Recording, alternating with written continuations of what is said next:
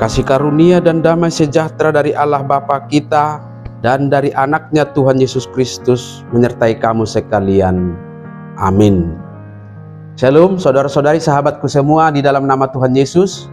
Firman Tuhan yang menyapa kita hari ini, hari Rabu tanggal 22 Mei 2024, tertulis dalam Injil Matius pasal 19 ayat 30. Mari sahabatku semua kita simak dan renungkan firman Tuhan yang menjadi kekuatan dan inspirasi untuk menjalani hari ini demikian. Tetapi banyak orang yang terdahulu akan menjadi yang terakhir, dan yang terakhir akan menjadi yang terdahulu. Alai doa kanong perjuluhian gabi parpudi, jala parpudihian gabi parjolo. Demikian firman Tuhan. Saudara-saudariku di dalam nama Tuhan Yesus, sahabat setia renungan harian, salah satu nasihat dan pengajaran Tuhan Yesus yang kontradiktif dengan pemahaman dunia dicatat dalam nas harian kita hari ini. Yesus menyampaikan pengajaran ini kepada murid-muridnya setelah percakapannya dengan seorang pemuda kaya yang akhirnya pergi dengan sedih karena tidak mau melepaskan kekayaannya untuk mengikut Yesus. Jadi nas ini adalah salah satu pernyataan Yesus yang menggambarkan paradoks kerajaan Allah, di mana nilai-nilai duniawi sering sekali berbanding terbalik dengan nilai-nilai surgawi. Dalam kehidupan sehari-hari, kita memang seringkali menilai orang berdasarkan status sosialnya, berdasarkan kekayaan dan kekuasaannya, serta prestasi-prestasinya.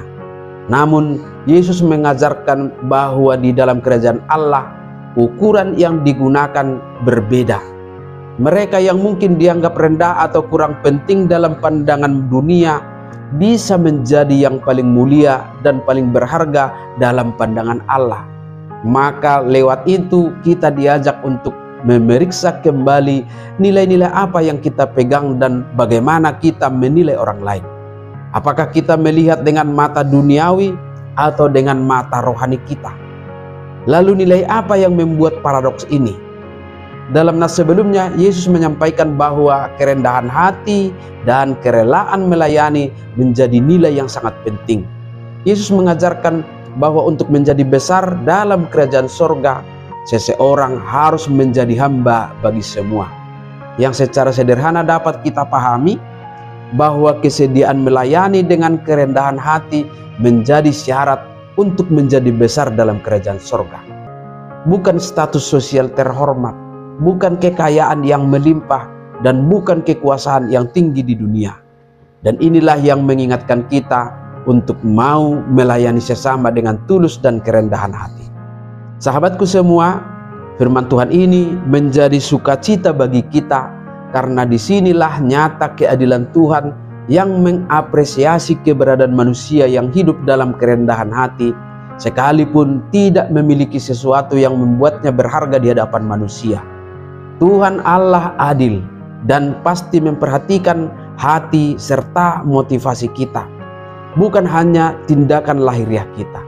Mereka yang mungkin tidak diperhatikan atau dihargai oleh dunia bisa saja memiliki tempat yang istimewa di hati Allah karena memiliki hati yang tulus dan kerendahan hati. Maka penghargaan bagi semua orang tersedia di hadapan Tuhan Allah.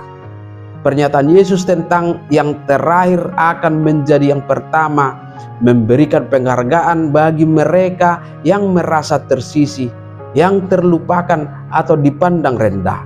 Allah memperdulikan setiap individu dan memiliki rencana khusus bagi setiap orang yang setia kepadanya.